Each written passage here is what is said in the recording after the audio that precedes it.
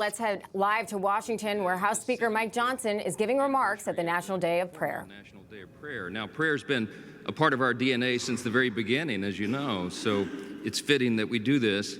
This formal tradition, as you know, was established by Congress at the height of the Cold War, and it reaffirms something that's so important that really goes to the heart of who we are as Americans. We are a praying nation. We always have been. It truly is part of who we are. We know that prayer is where the impossible happens. We know it's where we find solace and stay anchored in our faith, even through challenges and even through the storms. And that is indeed how we have endured. It's fitting that we're here in beautiful Statuary Hall, which, as you all know, was the original House chamber. It's fitting that as you walk around the Capitol here, and we're so happy to welcome you today, that you'll see vestiges, reminders of the deep religious heritage of our country. You'll see reminders of our deep Judeo-Christian traditions, our foundations, our biblical foundations. That's what makes America unique and extraordinary.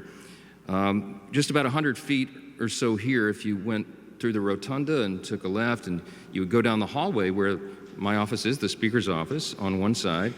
On the other side is the Senate Majority Leader's office. And right in the middle of that is a chapel that was erected about the same time, built and established there about the same time as the National Day of Prayer became a formal piece of our law. And as you walk in there, many of you have been in there before. I invite you to go visit it.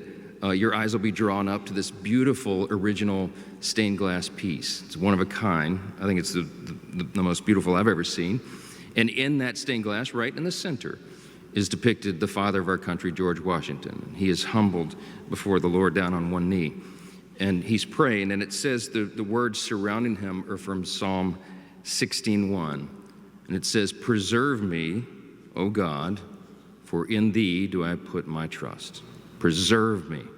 That's what the father of our country said. That's what we still echo today. And of course, that passage of Scripture is a restatement of our national motto, "In God we trust."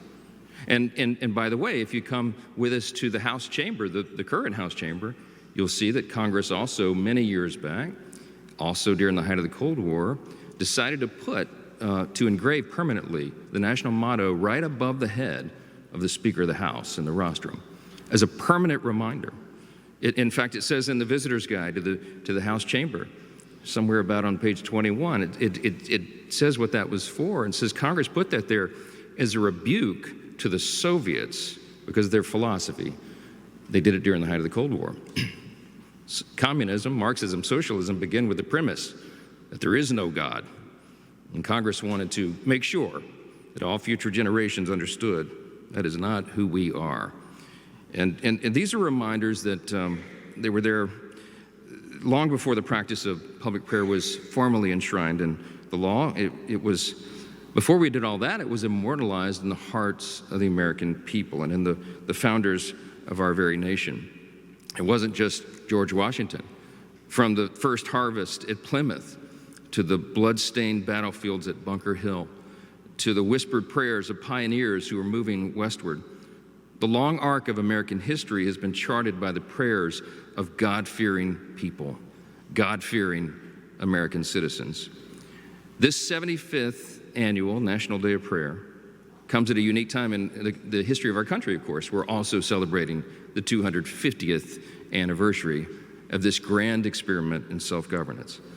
For Americans of faith, it's a time for us to come together and to pray for our nation, of course, and so it is so fitting that we do this right now. It's also a time to reflect on the great moral inheritance of which every American citizen across every generation has been the humble recipient. That inheritance goes back to the very idea upon which our nation was founded. We boldly proclaimed the self-evident truth that our rights do not come from government. They come from God himself, that he is the one that has endowed us with our inalienable rights, that among those are the rights to life, liberty, and the pursuit of happiness. Right there in the second paragraph in the nation's birth certificate, it summarizes our national statement of faith. The founders made that bold declaration, and that was the foundation that made us become the most free, most successful, most powerful, most benevolent nation in the history of the planet. It's not even close. Our founders did their best to set up our nation in accordance with his guidelines and principles, and my friends, that is why God has blessed America for 250 years. But the faith of our founders didn't just shape the character of our civic institutions, it steeled the American spirit, and it strengthened the fabric of our public life through our highest highs and our lowest lows. So it's only natural that today we reflect on this experiment in liberty and how best to maintain it, how to keep this grand experiment in self-governance, how to keep the republic. And we follow our founders, and we seek his guidance, God's guidance, through the words of Scripture and the invocation of prayer. The theme of this year's National Day of Prayer is not rhetorical. It says, "Tell of God's glory among the nations, his good deeds to all people." As Americans of faith, we see that as our responsibility. We can never know what tomorrow brings, of course, but God calls us to be faithful and to proclaim his good deeds. And on this grand anniversary in particular, we have a great opportunity. We should use this the entire year as a teachable moment to pass along to the next generation of Americans who we are, what we're about, and why we are this great country. So as we pray for our country today, we thank God for his acts of salvation and provision and deliverance.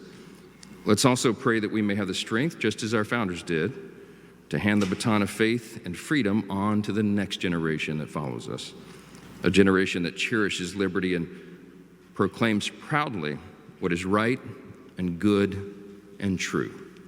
Thank you for being here. Information. Truth